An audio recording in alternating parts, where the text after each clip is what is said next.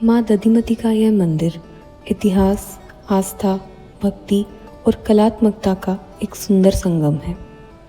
यदि आप 7वीं सदी की कला में रुचि रखते हैं और राजस्थान में एक आध्यात्मिक शांत स्थल की खोज में हैं, तो यह मंदिर आपकी यात्रा सूची में अवश्य होना चाहिए।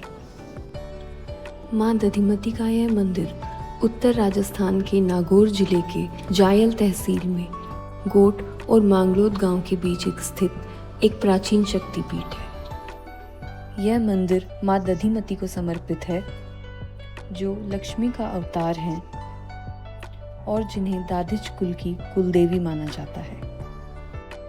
कहते हैं माता की मूर्ति स्वयंभू यानी कि स्वतः प्रकट है, जिसे लेकर काफी लोक कथाएं प्रचलित है।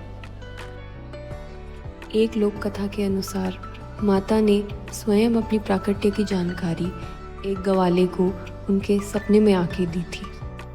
तो जय माँ दधिमती, मैं विभूति दाधिच आप सभी से आग्रह करती हूँ, इस सुंदर और ऐतिहासिक स्थान को देखें और साक्षी बने उस अद्भुत चमत्कार के जो यहाँ विद्यमान है। उन्हीं अनेक चमत्कारों में से एक है अधर खंभ। मंदिर का वह चमत्कारी स्तंभ जो न जाने कितने युगों से भूमि को छुए बिना आकाश में स्थिर है, आज भी एक रहस्य बना हुआ है। युगों से यह स्तंभ जैसे किसी दिव्य शक्ति के संकेत स्वरूप पृथ्वी से ऊपर हवा में टिका हुआ है, न गिरा न झुका। यह मंदिर प्रतिहार कालीन मंदिर स्थापत्य की अनुपम झलक है। वह वेदी बंद की सादगी और रतिकाओं में देवी देवताओं की मूर्तियां अंकित है तथा यह पूर्वाभिमुख मंदिर महामारू शैली के मंदिर का सुंदर उदाहरण है। मंदिर के पिछले हिस्से में बाबा भैरव का एक सुंदर स्वरूप है। मान्यताओं के अनुसार बाबा भैरव के दर्शन के बिना माँ दधिमती की आराधना अधूरी है।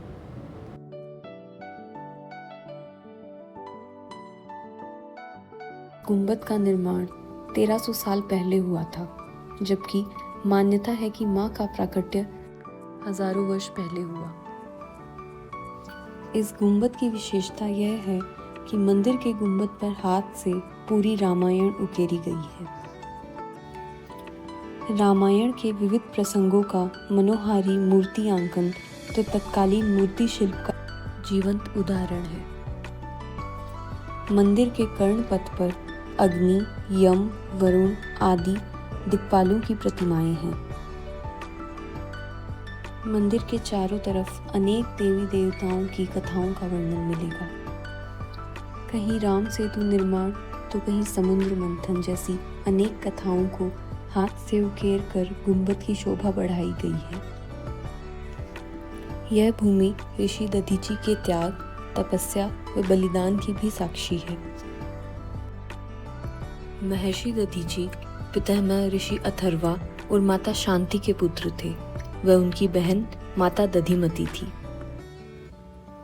मान्यता के अनुसार जब देवताओं और राक्षसों का घोर युद्ध हुआ और देवतागण निरंतर हार रहे थे, तब ब्रह्मा जी के कहने पर सभी देवतागण ऋषि दधीची के पास जाकर उनसे देहदान का आग्रह किया, जिनसे कि देवतागण शस्त्रों का निर्माण कर सकें।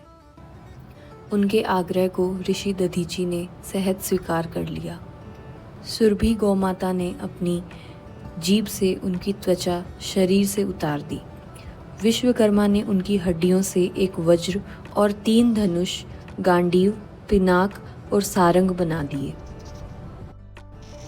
गांडीव श्री कृष्ण ने अर्जुन को दिया, पिनाक शिव ने परशुराम को व सारंग से श्री राम ने रावण का वध किया और वे विश्व के प्रथम देहदानी कहलाए।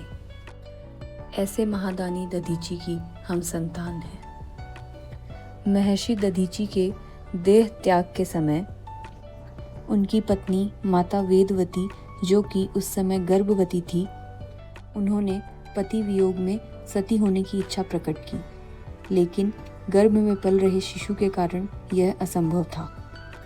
इसीलिए मधु विद्या में पारंगत माता वेदवती ने गर्भ में पल रहे शिशु को मधु विद्या द्वारा बाहर निकालकर सामने पीपल की खो में महर्षि की आंतें बिछाकर सुला दिया। वह स्वयं माता वेदवती ने गोमती नदी में जल समाधि ले ली। माँ दधिमती की पूजा अर्चना की श्रृंखला में माता का दुग्ध अभिषेक व कुमकुम अभिषेक शामिल है। अभिषेक के पश्चात माता का श्रृंगार किया जाता है, जो केवल सौंदर्य का प्रतीक नहीं है, वह शक्ति, भक्ति, करुणा और रक्षण का प्रतिरूप है।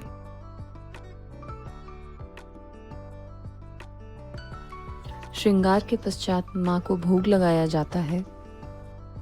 वह झांझ मंजीरों के साथ माता की भव्य आरती की जाती है।